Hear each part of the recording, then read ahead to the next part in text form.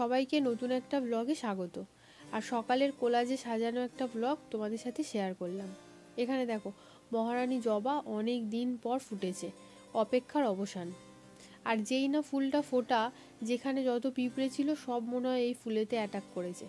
বুঝতে পারি না এই লাল ছোট ছোট পিঁপড়েগুলো কেন জবা ফুলকে অ্যাটাক করে, গাছটাকে না পুরো নষ্ট করে দেয়। এখানে দুরকম টিফিন বানিয়েছি, একটা হচ্ছে আলু সয়াবিনের তরকারি আর একটা আলু ভাজা। আর পরোটাটা কমন, বাবাকে নিয়ে কোনো সমস্যা নেই, বাবাকে যা দেবে খেয়ে নেবে। আর মেয়েকে নিয়েই হচ্ছে যত সমস্যা, মেয়ে রুটি খাবে না, রুটি দিলে আধা রুটি খাবে, আধাটা বাড়িতে ফিরিয়ে নিয়ে আসবে। এবার স্কুলের টাইমিংটা তো অনেকটা, এবার টিফিন খাওয়াটা একটা ম্যান্ডেটারি। এই জন্য সকালবেলা এই টিফিনটা নিয়ে না আমার খুব টেনশান থাকে। আর কালকে যে স্ট্রবেরিটা নিয়ে আসা হয়েছিল তার থেকে কিছুটা খাওয়া হয়েছিল, আর এখানে এক পিস ধুয়ে রেখে দিয়েছি, এটা আজকে টিফিনে দিয়ে দেবো।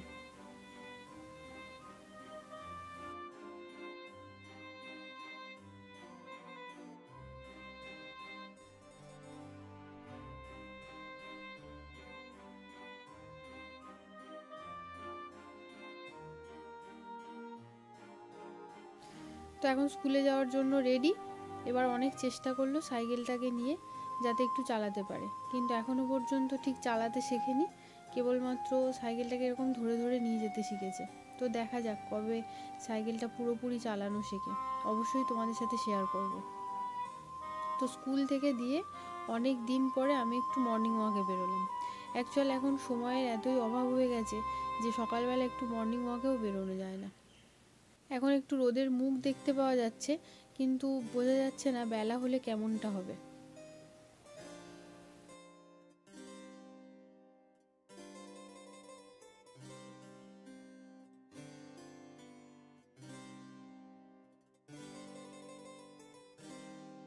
আর এখানে দেখো এক ঝাঁক পায়রা, মনে হয় শীতকালটা পায়রাদের জন্য খুবই ভালো।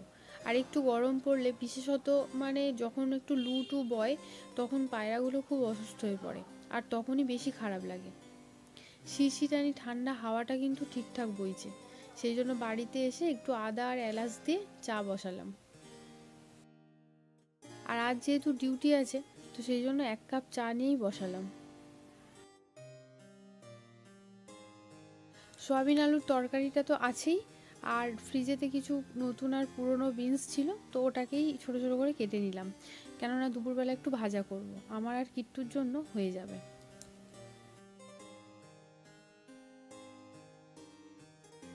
কড়াতে জিরে ফোড়ন দিয়েছি। কড়াটা আজকে একটু বেশি গরম হয়ে গেছে, লোহার কড়া না, ঠিক মানে বোঝা যায় না, লোহার কড়াতে একটু গরম হয়ে গেলেই মনে হয় অনেকটা গরম হয়ে গেছে। তো হালকা করে নুন আর হলুদ দিয়ে ভেজে নিলাম। তো এখানে বিনস ভাজাটা রেডি।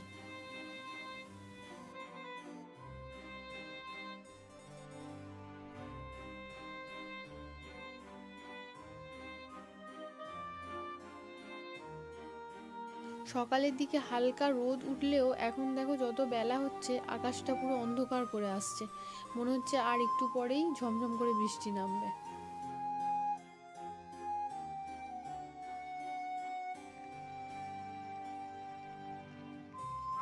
আর সত্যি বৃষ্টি কিন্তু হলো, যখন কিট্টুকে নিয়ে আসতে যাচ্ছিলাম স্কুল থেকে, তখন রাস্তা ভেজা বৃষ্টিটা হয়েছে, খুব জোরে বৃষ্টি হয়নি, কিন্তু ঝিমঝিম করে বৃষ্টি হচ্ছিল। তবে আজকের ব্লগটা এই পর্যন্তই রাখছি, ভালো লেগে থাকলে অবশ্যই লাইক, শেয়ার অ্যান্ড সাবস্ক্রাইব। দেখা হচ্ছে আগামী দিন নতুন একটা ব্লগে। টিল দেন তোমরা সবাই খুব ভালো থেকো।